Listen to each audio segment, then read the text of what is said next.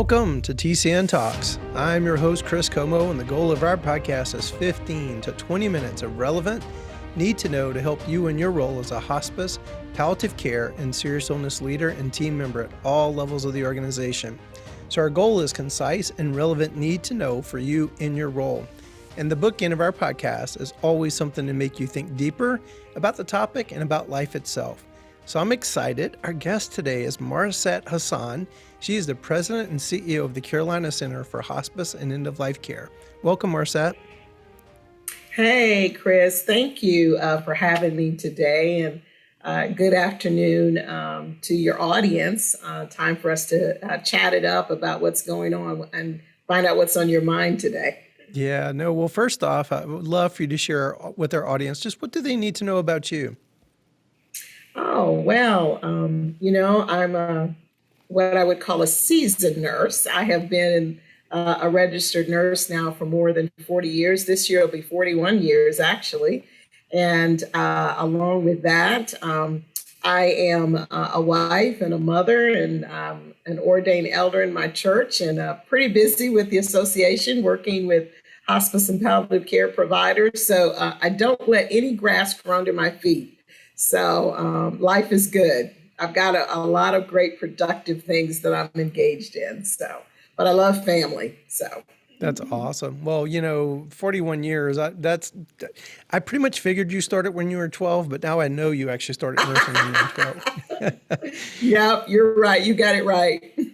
Well, when I thought about for February, I thought, I really want someone who we can talk about Black History Month and just a leader who I respect and just a leader in the hospice and palliative care community, and then also in the African-American community. And you were the tops of my list, so thanks for agreeing to do this. So when we think about equity, diversity, and inclusivity, why should hospice and palliative care programs have this at the top of their priority list? Wow, Chris, that's an excellent question. We have been through so much as a nation. When you think about the pandemic, we're now in the third year of the public health emergency due to COVID and all the variants. And as you are acutely aware, many of our communities of color were impacted greatly. We've had more than 800,000 deaths in our nation, and probably 15 to 20% of those impacted communities of colors. Really unexpected deaths when you think about that. And so as it relates to hospice and palliative care, we've historically known that we have not been able to admit African Americans at the end of life as we'd like to. And there are lots of reasons for that. Many times we've looked at the cultural barriers in terms of the perception of hospice, particularly in Black communities. And so as we began to think about the need that is out there and the fact that with chronic illnesses, African Americans generally are the ones who have higher percentages of things like cancer and stroke, diabetes, pulmonary disease, renal failure. And so it's a population of individuals that really could use our services. And so increasing access to me is one of the main reasons why we need to consider diversity, equity, and inclusion, that we need to make sure that the services that we provide are available to all of our citizens and that we're proactive in making sure that they have a seat at the table for this kind of care. I think the second thing around diversity, equity, and inclusion is that oftentimes, in my experience, we don't really have a lot of employees of color on our staff in hospice. I don't mean any offense when I say this, Chris, and you and I have known each other for a while now. Most of our organizations are pretty lily white. And so we are missing out on the richness of having a diverse culture inside our hospices where we can take advantage of those ethnic differences, be able to understand through their lens what those communities might need that we otherwise would not know about if we didn't have those kinds of employees employed by us. So when we think about Hispanics and African Americans, when we think about the LGBTQ communities, all of those bring a richness to the care delivery. And I believe we need to start with that from the inside out. So those are my two top things. And those are two incredibly important. In fact, you and I get to serve on our TCN Equity, Diversity, Inclusivity Steering Committee, as well as our advocacy group meeting. And first off, we have a blast with each other, and we actually have a lot of We diversity do. in that group. And it's just so fun. And I've used that analogy a couple of times. I grew up in South Louisiana, and incredible food that is so soulful because it comes from so many different ingredients is part of what makes Yeah, a culture special. And to me, that's a beautiful metaphor that, our organizations, the more diverse we become, it's like that. And you don't lose the individuality of what each person brings, but together that's right. this amazing synergy. And we're obviously missing that whenever we don't have that in our teams at a IDG level, leadership level, board level, every aspect. And you and I both, we love this type of care. Hospice care is so special. And the fact Oh, that, yes. and to know that so many underserved communities or communities are of color, Hispanic communities, African American communities, that has always broken my heart. And it seems like no one's ever kind of broken that barrier. There are a couple of people that have made a couple of wins, but just, throughout the country, and you and I have talked before, I mean, there's historical reasons where Yes. we've betrayed the confidence of the African American community with healthcare. Any ideas that that you've seen work in terms of reaching certain communities throughout your career? Because Yeah, I think the thing that's really important, and I've had the opportunity over my time, it was probably about maybe 15 or 20 years ago, I had the opportunity to work with a cancer screening project at one of the health systems here in Columbia, South Carolina. And we were looking at how we can improve screenings among African Americans for 5 different types of cancers: breast cancer, prostate cancer, colon cancer, and the GYN cancers, lung cancer, et cetera. And so, what we began to do in terms of looking at breast cancer screening and prostate cancer screening, we knew that we had to get outside of the box. So often, we want people to come to us. What I love about our industry is that we're not going to turn anyone away. But what I see that we need to do differently is we need to be proactive and really go to the communities. And so with this particular project that we had, we started rolling mobile mammography vans into the communities of color that we wanted to serve. We started using faith community outreach and started providing prostate cancer screenings with blood tests, taking it to the faith communities and particularly those Black churches. We started putting information into barbershops and hair salons. In my community, a lot happens at the hair shop. I mean, there's a lot of discussion that goes on around what's happening at home and who's doing what, this kind of stuff, and as well in the barbershops as well. And so I do believe a key for success is really creating those authentic partnerships that are trusting. And that doesn't happen overnight. That's the kind of thing that you've got to build over time. And that we're going to engage with communities, not just about what we can get from them in terms of referrals, but how can we partner and be a real, genuine collaborator in communities that need assistance. For example, some of our programs are really great about partnering with faith churches and providing educational support around bereavement. Right now, with the grief that has really racked our nation and in our communities, if hospices could provide bereavement support services, either virtually or on site, in a community where they've had so much loss, that would go a long way to bring healing and also allow for our communities to see hospice in a different light. Not just as those who show up on your doorstep because somebody's going to die in a couple of days, but someone who wants to help you to live and to help you to heal with those emotional hurts. Bereavement is one of those things that we're very familiar with. As you know, it's a part of the Medicare conditions of participation. So it's the kind of thing that would really garner a lot of genuine goodwill to do those kinds of programs that are going to bring people together and to help them heal. So I believe that, from the things that we've been able to do, most recently, we did some outreach around advanced care planning. And we took the programs to the people, not waiting for the people to come to us. A lot of times they say, well, if you build it, they'll come. No, you've got to get a key influencer in that community, someone who already has the respect of the community, and build that relationship with them, and then walk through that door with an authentic partnership. And there's so many pastors in Black communities in particular, I'll speak to, who have such goodwill among their parishioners, who are doing wonderful things in terms of trying to build up the neighborhoods, or they've got all kinds of social projects that are going on. And so all we need to do is to make an appeal and really say, hey, we want to be here to help. What can we do? And then listen, and then look at ways that you can bring that additional support. That's not something that happens overnight, as I said earlier, but it's a start.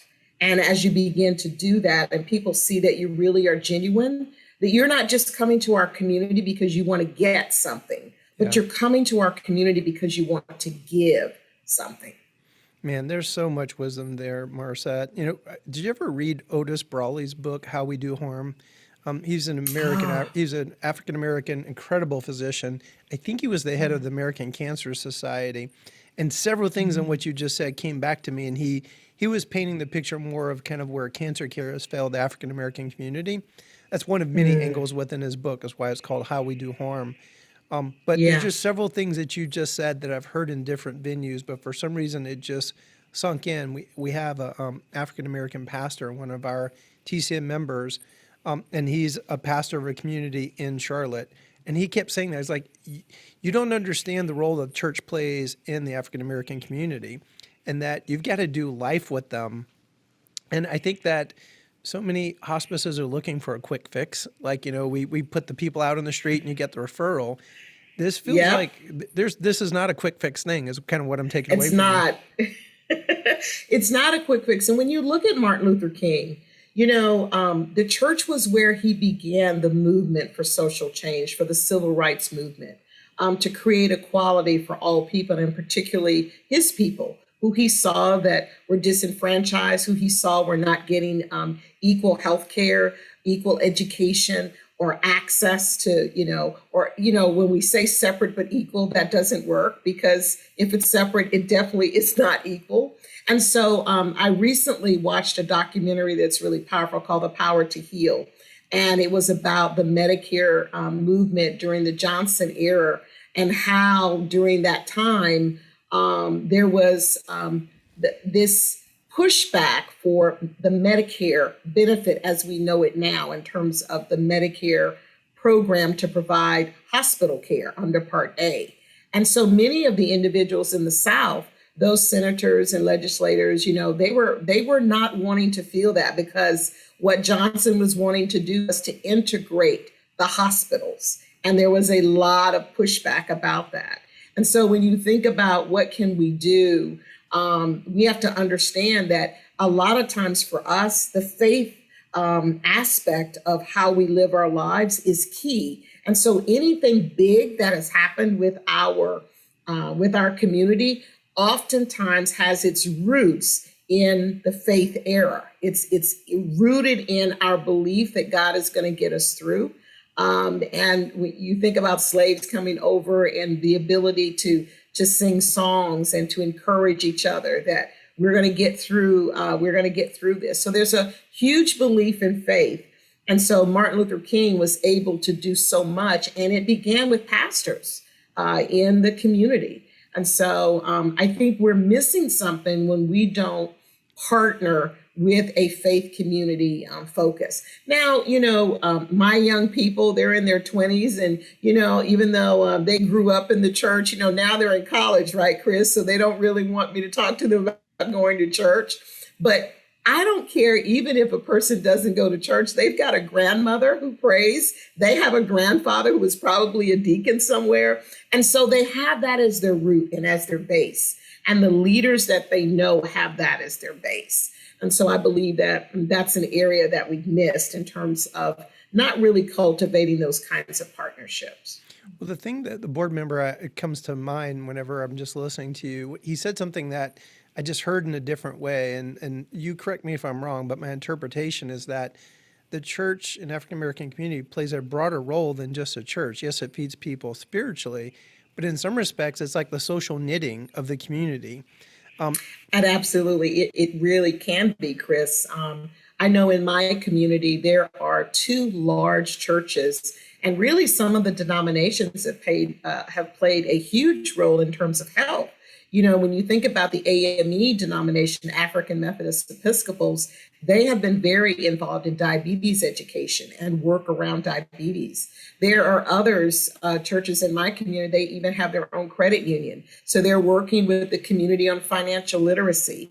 We have other programs that are doing things related to helping children with education, or they're working with teenage mothers, or they're working with seniors and helping them in terms of providing food and helping them get their insurance plans together. So it's a hub, but life as you know it, faith is the core, but there are also those other elements of life that the church is also speaking to. So. Thank you for unpacking that. I think that's got some incredible pearls that I think people will hear that in an important way. Well, Marisette, when you and I think you're the first person that kind of schooled me on this, is like, we didn't get into this situation overnight. We're not going to get out of it overnight. So you've got to take, here's what we got to work on today, but you have to take a long-term view. And I believe you've taught me that.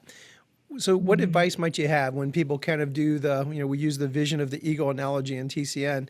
When an eagle flies, it's looking out towards the horizon. What would be some pieces of advice as people look more longer term, some things they need to be thinking about, or at least having on their broad, maybe strategic plan or task list, whichever word you want to use?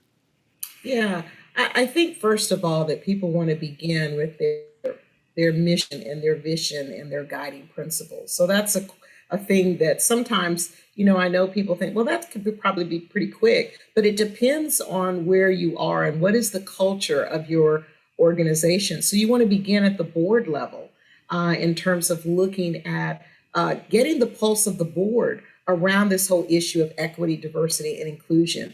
Oftentimes I hear hospice employees say to me, well, it's not a priority to my organization.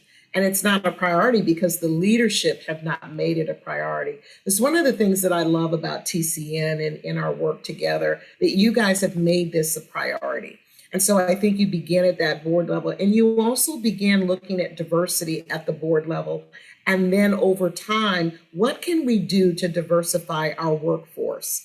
And if we find that we have been not going to the traditional places, how do we create partnerships with higher institutes of learning who may have some of these wonderful pearls of diverse students that might either want to do an internship with our organization, that may want to be employed by our organization. There are many historical Black colleges and universities where this could be done with social works and nursing, et cetera. So I do think you want to look at your workforce. And then thirdly, I believe that there are two more things. Thirdly, I feel like we need to do those kinds of things that raise awareness about implicit bias in our organizations, that we begin that education process. We began to do small things. Maybe we have a book club. Maybe we bring in a speaker. We do some things to sort of raise our awareness of how we do business and how we have to have a cultural lens when we deliver care. And then fourthly, I do believe that we cannot do this in silos. So we need to partner with organizations who literally serve the communities that we want to serve.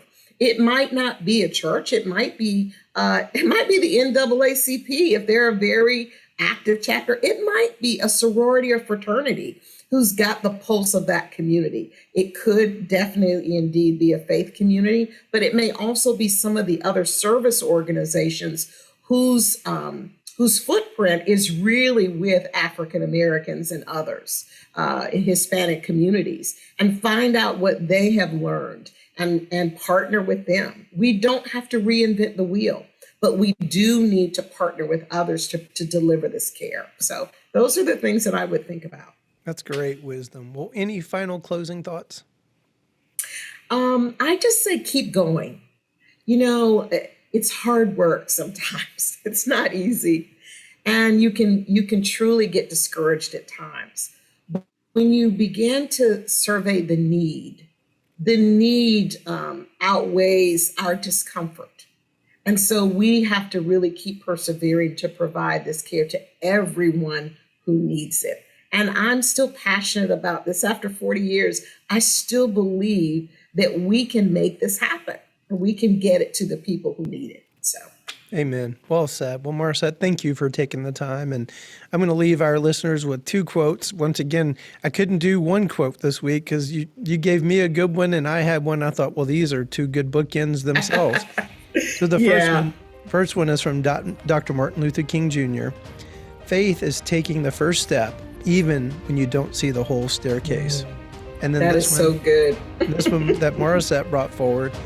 History, despite its wrenching pain, cannot be unlived, but if faced with courage, need not be lived again. And that's from Maya Angelou. Thanks to listening to TCN Talks.